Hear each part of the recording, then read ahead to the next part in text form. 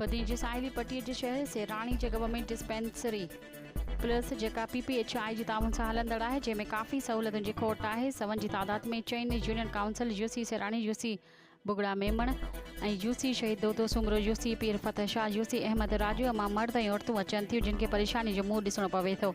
हिते हिकु डॉक्टर आहे ऐं हिकु डॉक्टरणी आहे जेके मरीज़नि जी घटाई खे घणाई खे मुंहुं नथा ॾेई सघनि।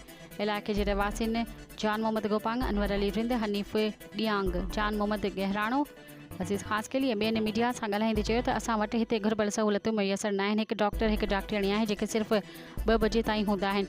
24 कलाक जी सहूलियत मौजूदु न आहे जंहिं सबबु परेशानी थिए थी। ग़रीब माण्हू बदिन जे गॾियुनि अस्पतालुनि जो भार नथा खणी सघनि। हिते अल्ट्रासाउंड ऐं एक्सरे जी सहूलियत बि मौजूदु न आहे। असां आला इख़्तियारनि ऐं DC बदीन ADO हेल्थ खे गुज़ारिश था कयूं त असांखे 24 कलाक जी सर्विस ॾेई अस्पताल खे अपग्रेड कयो वञे त जीअं ग़रीब माण्हुनि खे रिलीफ मिली सघे, न त असांजा माण्हू ईअं ई धिका खाईंदा रहंदा।